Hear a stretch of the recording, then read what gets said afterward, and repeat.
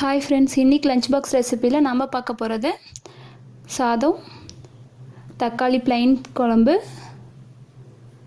பாவக்காய் try gravy. வெறும் தக்காளி வெங்காயம் வச்சு மட்டும் ஒரு குழம்பு பண்ணியிருக்கோம். ரொம்ப சிம்பிளாக ஈஸியாக முடியக்கூடியது. அப்புறம் பாவக்காய், இதுக்கும் வெங்காயம் தக்காளி மட்டும் போதும், ஈஸியாக முடிச்சிடலாம். வேறு எதுவும் எக்ஸ்ட்ரா ஒர்க்லாம் நம்ம பண்ணவே தேவையில்லை. ரெண்டுமே சூப்பராக டேஸ்ட்டாக இருந்தது. வாங்க இப்போ எப்படி பண்ணுறதுன்னு பார்க்கலாம். பாவக்காய் ஃபஸ்ட்டு பண்ணிடலாம். அதுக்கு பாவக்காய் தக்காளி வெங்காயம் அரிஞ்சு எடுத்து வச்சுருக்கோம். பாருங்கள், தக்காளி வெங்காயத்தோட குவான்டிட்டி அதிகமாக இருக்கணும். இப்போ ஒரு கடாயில் எண்ணெய் ஊற்றி எப்பயும் போல் கடுகு கடலப்பருப்பு போட்டிருக்கோம், தாளிச்சிட்ருக்கோம்.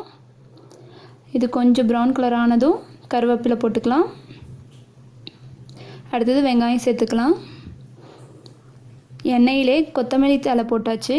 அது எண்ணெயிலே வதங்கிடுச்சுன்னா அந்த க்ரீன் கலர் வந்து மாறாது, அதுக்காக தான் எண்ணெயிலே போட்டது. அதோடய ஃப்ளேவரும் அந்த குழம்புக்கு நல்லாயிருக்கும். இப்போது சின்ன வெங்காயம் தான் அரிஞ்சு எடுத்துருக்கோம், அதை தான் சேர்த்துருக்காங்க. வெங்காயம் வதங்கினதும் நம்ம தக்காளி சேர்த்துக்கலாம். நல்லா கொஞ்சம் லைட் கலராக வதங்கட்டும். பாருங்கள், வெங்காயம் எப்படி டிரான்ஸ்பரண்ட்டாக இருக்கு இல்லையா, அந்த டைமில் தக்காளி சேர்த்துக்கலாம்.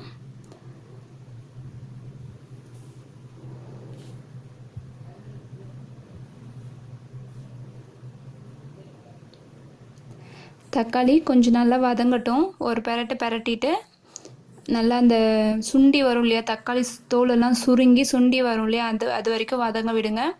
மீடியம் ஃப்ளேமில் வச்சு வதக்கிட்டே இருந்தாலும் சரி, இல்லை சிம்மில் வச்சு அப்படியே விட்டாலும் சரி. உப்பு போட்டுக்கலாம். உப்பு போட்டால் சீக்கிரம் வதங்கும். கல்லுப்பு சேர்த்துக்கோங்க, நல்லா டேஸ்ட்டாக இருக்கும். தூளுப்பு முடிஞ்ச வரைக்கும் இந்த தாளிக்கிற சாதத்துக்கு மட்டும் சேர்த்துக்கலாம். இப்போது கொஞ்சம் மஞ்சள் போட்டிருக்கோம்.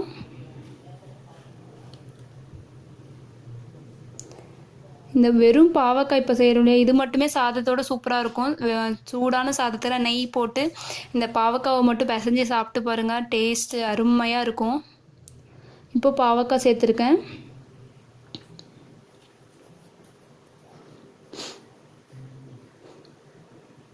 பாவக்காவை எல்லா பாவக்காவும் போட்டு கிளறி விட்டுடலாம். கிளறி விட்டுட்டு மீடியம் ஃப்ளேமில் வச்சுக்கோங்க. மீடியம் ஃப்ளேமில் வச்சுக்கோங்க. ரொம்ப சிம்மில் வைக்கவே தேவையில்லை. மீடியம் ஃப்ளேமில் வச்சு அது நல்லா பாவக்காய் வந்து இந்த தக்காளி சாறு எண்ணெயிலே வதங்கி வரணும், நல்லா வெந்து வரணும். அது வரைக்கும் வேக விடுங்க. ஒரு தட்டு போட்டு மூடி விட்டு வேக வைக்கலாம். பாருங்கள், நல்லா நம்ம பாவக்காய் வெந்துட்டுருக்கு. இப்போது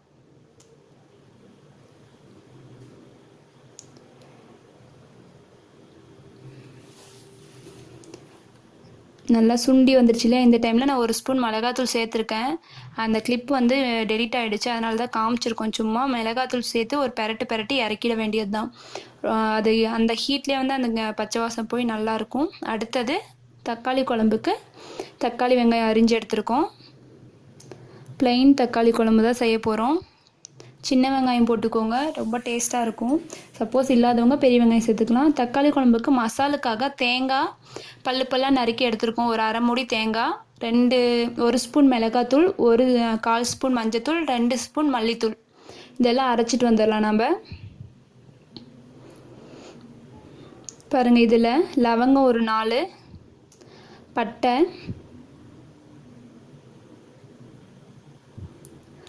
பட்டை, லவங்கம்லாம் வந்து உங்களுக்கு தேவையான அளவுக்கு, உங்களோட மசாலாவுக்கு எவ்வளோ தேவையோ அதுக்கு தகுந்த மாதிரி போட்டுக்கோங்க. பூண்டு போட்டிருக்கோம். இப்போது ஒரு கடாயில் எண்ணெய் ஊற்றிக்கலாம். குழம்ப வந்து தாளித்து விட்டுட்டு அதுக்கப்புறம் தக்காளி நல்லா வெந்துட்டு அப்புறம் தான் மசாலா ஊற்ற போகிறோம். அதனால் ஃபஸ்ட்டு எண்ணெய் ஊற்றி தாளித்து விட்டுக்கலாம். இப்போ இதில் கடுகு லைட்டாக பொரிஞ்சு வந்ததும் கடலப்பருப்பு சேர்த்துக்கலாம்.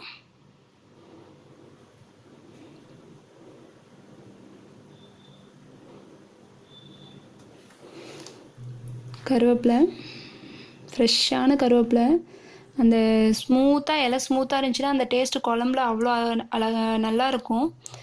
வெங்காயம் சேர்த்துக்கலாம். வெங்காயம் கொஞ்சம் கூடுதலாக சேர்த்துக்கோங்க, எந்த குழம்புக்குமே டேஸ்ட் நல்லா கொடுக்கும். ரேட் அதிகமாக இருக்குது அப்படின்ட்டு கம்மியாக பண்ணாதீங்க. நம்ம எவ்வளோக்கு எவ்வளோ சாப்பிட்றோமோ அவ்வளோக்கு நம்ம உடம்புக்கும் சத்து தான் இல்லையா, அதனால் கொஞ்சம் நிறையவே சேர்த்துக்கலாம். எந்த காய்கறியுமே ஆகட்டும். உப்பு போட்டுக்கலாம், சீக்கிரமாக வெந்து வரும்.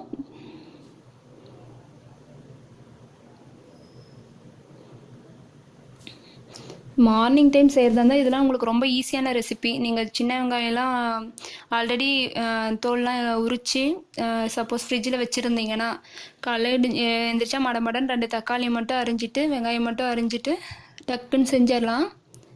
குயிக்கான ரெசிபி இதெல்லாம். இப்போது தக்காளி சேர்த்துக்குவோம்.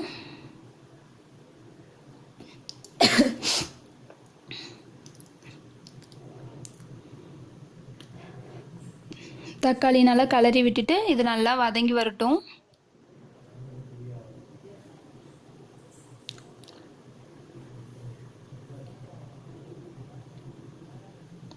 பாருங்கள், இந்த மாதிரி பெருசு பெருசாக அரிஞ்சு போட்டிருந்தோம் இல்லையா, இந்த அளவுக்கு சுண்டி வதங்கி வந்துட்டு அப்புறம் தான் நம்ம மசாலாவை அரைச்சி ஊற்றணும்.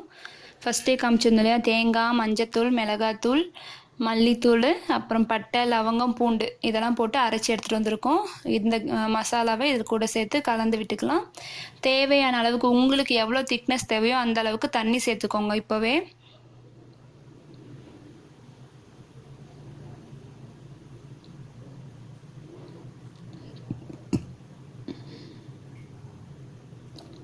பாருங்கள், எவ்வளோ தண்ணி தேவையோ நம்ம கலந்து விட்டு சேர்த்துக்கலாம். சேர்த்துட்டு அது நல்லா கொதித்து எண்ணெய் பிரிஞ்சு தெளிஞ்சு வரும். அந்த அளவுக்கு கொதிக்க விட்டிங்கன்னா தான் இந்த பச்சை வாசனைலாம் போய் குழம்பு டேஸ்ட்டு வந்து ரொம்ப அருமையாக இருக்கும். கண்டிப்பாக ட்ரை பண்ணுங்கள். இது ரொம்ப சீக்கிரமாக முடியக்கூடிய குழம்பு. பாருங்கள், நல்லா தளன்னு கொதிச்சிருக்கு. அந்த எண்ணெயெல்லாம் லைட்டாக பிரிஞ்சு வந்துகிட்டே இருக்கு இல்லையா, இந்த டைமில் தான் வந்து இன்னும் ஒரு 5 நிமிஷம் விட்டால் போதும், இறக்கிடலாம் நம்ம.